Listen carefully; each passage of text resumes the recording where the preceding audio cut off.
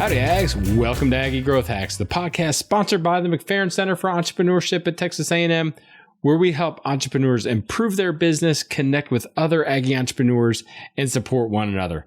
I'm your host, Greg Martin, Fighting Texas Aggie class of 2001.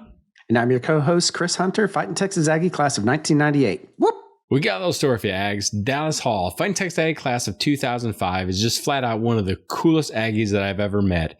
He is the president of Allied Fire Protection, and he has led this company through amazing growth. Over the last 5 years, he has doubled the company in size and geographic location, and he is passionate about core values, people, and busting your tail every day. So pass it back and listen up to Dallas as he shares some good bull. Well, welcome back, Ags. We have got one of my favorite people in the whole wide world on today's episode.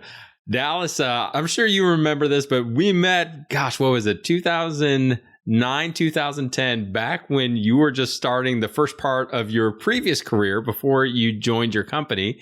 But we actually met in Pinehurst, North Carolina. I mean, I distinctly remember that because I was working for the bank in North Carolina, and you were the first Aggie that I had met probably in about a decade. So I was super stoked. And then when I came back to College Station in 2015 to be welcomed by you again, working with the bank, so excited to have you and as a lifelong friend, and so excited to have you on Aggie Growth Hacks. Thanks for joining us. Thank you, Greg.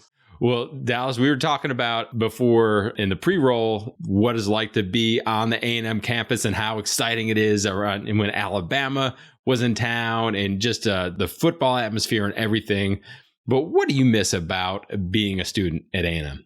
I miss the tradition, obviously the energy that just walking onto the campus that you feel. And then, being a student at A&M, I like a lot of different things. And I majored in finance, but it also gave me the opportunity. I took meat classes like acting, took a lot of acting classes, took a lot of meat classes, and just the assortment of things you could learn and the excitement just every day being on the campus and all the traditions. It's truly one of a kind and something I miss daily. Love it.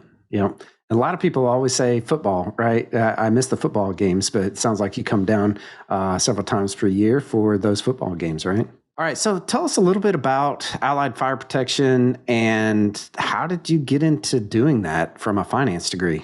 Yeah, so Allied Fire Protection was started in 1998 by, it's kind of a neat story, a guy that grew up in an orphanage and until he was 14 years old, Shannon Payne, and ran away from the orphanage, called his grandmother. She sent him $3 to go to the county fair. Instead of going to the county fair, he ended up going to taking a bus back to Pearland, Texas, where our headquarters is. And grandma didn't have the heart to send him back. So he ended up living with his aunt and uncle.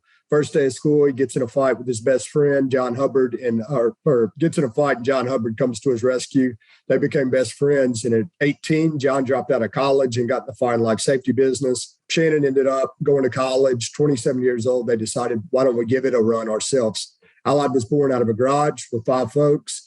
The goal was to do 7 million top line, and they thought that they could have a good life doing that. And we fast forward the clock today.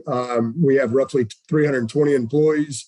We have offices in Dallas, San Antonio, Austin, McAllen, Laredo, and then Pearland's home. And then you look at jobs, we have them in Mississippi, Tennessee, Arkansas, Utah, Oklahoma, and Louisiana. And how I got to Allied Fire Protection is I was Allied's banker for 5 years. And in 2016, there was a lot of private equity money on the sidelines. It was looking to buy privately owned small to middle market companies. And Shannon, one of the founders, asked me to introduce him to some of these private equity shops, which I agreed to. And we went and did kind of a road show, and all the folks had a real appetite for Allied, for the business we were in, but more than anything, the culture. And long story short, Shannon decided, not only do I not want to sell this organization, but I want to take it to the next level. And in order to do that, I'm going to need help. And for some weird reason, and I thought it was extremely crazy, me being a banker, he thought that I was the guy to come help fuel that growth. And so we started that journey 5 years ago, and we've nearly doubled the size of the company in that time. And all the growth that I just said in different states, we were really only in the state of Texas. So over the past 5 years, we've had, of course, a lot of challenges, but it's been a lot of fun. Learned a lot, and we still learn something daily.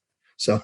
Well, Dallas, to be able to grow and to grow as exponentially as you have in the last couple of years, despite all the challenges that we've got, That's amazing. And I think that more than anything else talks about that culture that you were saying. That is the people and the culture that allows companies to thrive and to grow. But really, there had to be a tipping point. There had to be something that happened that really said, okay, we are on the trajectory to just go skyrocket. Can you pinpoint what that is? What was that? Greg, there's not one particular event that happened, but what I would tell you is this. Until I joined Allied had achieved a lot of success, but really it had stagnated. It had flatlined. It caught $50 million in revenue, and it wasn't growing anymore. So one of the first things we did when I joined the organization is we hired a marketing group that went around and interviewed all of our employees.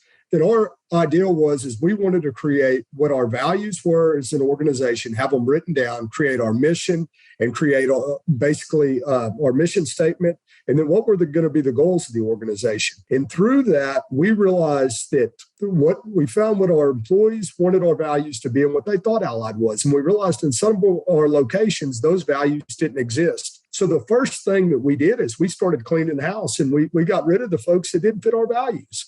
And we got rid of the folks that didn't fit our values. They weren't bad people. They just weren't meant for Allied. And so what I would tell you is moving forward, using those values, every decision we make is based on those values, our mission statement, and our goals as an organization. And so that has really been the thing that has propelled us, is sticking to that. If we can hire the Allied folks, that we all are the same people trying to achieve the same goal, that's what's really springboarded us. Wow, that's pretty cool. So every single decision, you're like, okay, does this person fit into, and how many core values did you end up with there? We finished with 6: humility, ownership, teamwork, safety first, integrity, and customer focused. And every decision is made. That's basically our 10 commandments. It's no different than a judge going back to the laws, and interpreting the laws. That is who we're about. And once again, if you're going to work with Allied or you're going to be on the Allied team, these are the rules of the game. And that had to be pretty hard to come to have some maybe uncomfortable conversations of like, look, you're not a bad person. You just don't fit with us and where we want to go. But to be able to give the empowerment to all the people that were on the same boat and were driving together, that probably spoke volumes. And obviously it worked, because you said you've doubled in the last 5 years? Yeah, we've increased our employee base from 260 folks to today we have 330. This year we should clip 100 million in revenue. And we've also done, Greg, is we went back and we actually give awards, core value awards, monthly to the folks that really personified our core values. So not only do we live by them, but we celebrate them. And it is front of mind every single day, every single month. They're written as soon as you walk in the Allied office. They're in all of our offices. We talk about them before we have a safety moment, safety first. We have a safety moment before we start any of our meetings. So yes, our values are front and center. They're not just something on the wall that aren't spoken about. Love it. And that's part of your culture. I love how that's really baked into the culture of the entire company. Love that. Yes, sir. It goes back to the grassroots. 2 guys starting a company that really they came from nothing. And all they had was integrity in their values. And so we went back to our grassroots, the DNA of what made Allied great. And then we went to the folks that had been with us for 20 years and they said, this is Allied. We're a service business, so we're just as good as our people. So when you look at the values, that is who we are. We're not manufacturing iPhones or anything like that. We're only as good as our people, and our people are only as good as their values. So switching gears a tiny bit here, we've all faced a lot of challenges in the past, 3 years, starting with COVID here, and labor shortages and you name it. I'm sure that you guys are facing it, but what's your biggest challenge right now?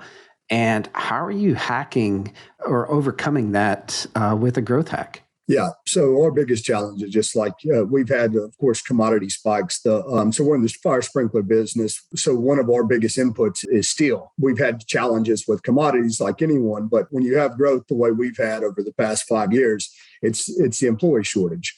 So traditionally, we did just like anyone else, the Indeeds, the Monster.com, whatever else it is. But if everyone's doing it, it's not going to be effective. We have to be more proactive than that.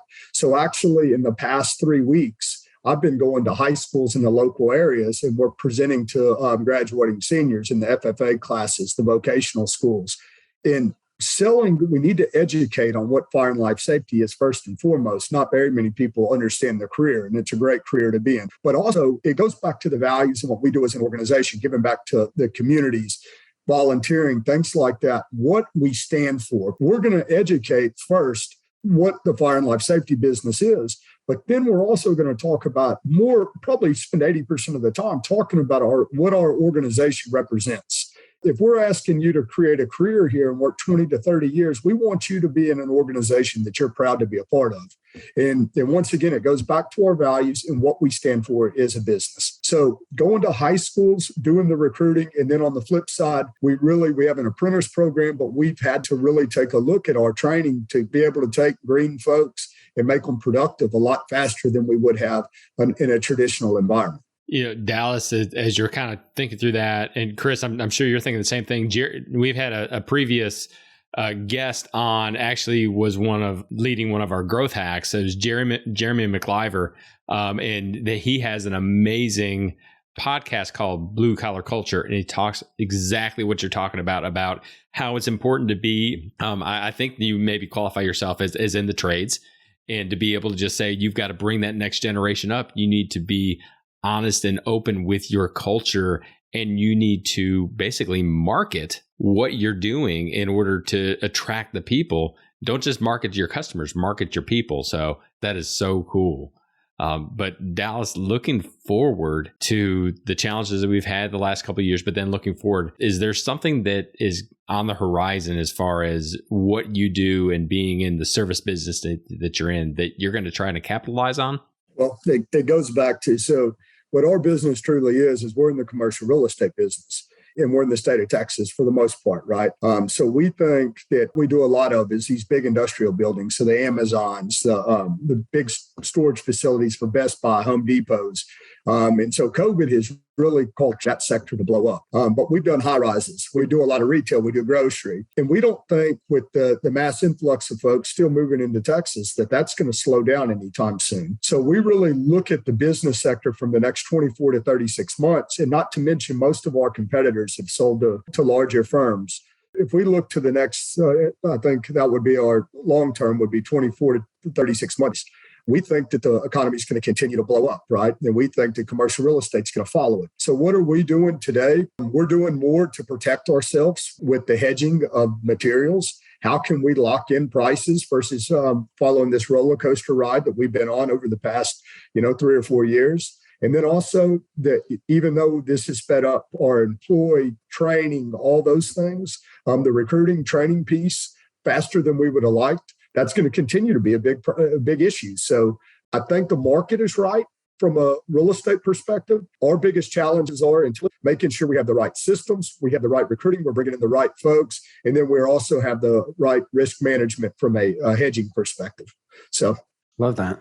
So, what's your big, hairy, audacious goal? It's something that we talk about here on Aggie Growth Hacks all the time. What's your BHAG? What's Allied Fire Protection's BHAG?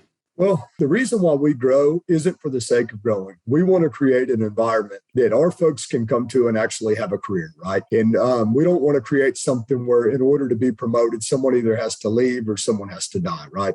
So growth for us is, first off, our customers are asking us to grow. And then secondly, we want our employees to have a place where they can truly create careers and grow with the organization. So with that being said, if we look at our goal, how big can this thing get? Could we be all across the United States, right? And then if Allied's attractive enough, maybe, and we know the real estate business through and through, we work with brokers, developers, GCs, end users, tenants. If we understand and we have partners all throughout the real estate industry, why couldn't we start developing at some point as well and holding the real estate? So I would tell you, if we were going to completely swing for the fences and we were going to dream to the stars and back, it would be to be a publicly traded company, be all across the United States, and maybe even have other services than fire and life safety and be just completely engrossed in commercial real estate. That is awesome. I love that goal. But what I love about that goal is that there is a clear path forward. It's going to be a hell of a lot of work, and there's going to be a lot of risk that you're going to have to work through and execute. But to really be able to say, hey, this is not beyond the realm of possibility. You've already shown that you can double and grow outside of Texas, and to build the culture, the foundation that's going to take you there. Dallas, I love that. Okay, Dallas, lightning round rules, super simple. Every question you got to answer 1 minute or less. What is your favorite hack? Could be a personal hack, could be a business hack. What is the hack that you need to teach our audience? I guess that I would say treat others the way you want to be treated. When we look at something that I live my life by and business by, that has gotten me further than anything. And it's something I guess we learned in the second grade, right? Love it. Love it. All right. Question number 2. What is the favorite advice that you have ever been given, and bonus points? And I'm going to go with 1998 bonus points for how you applied it.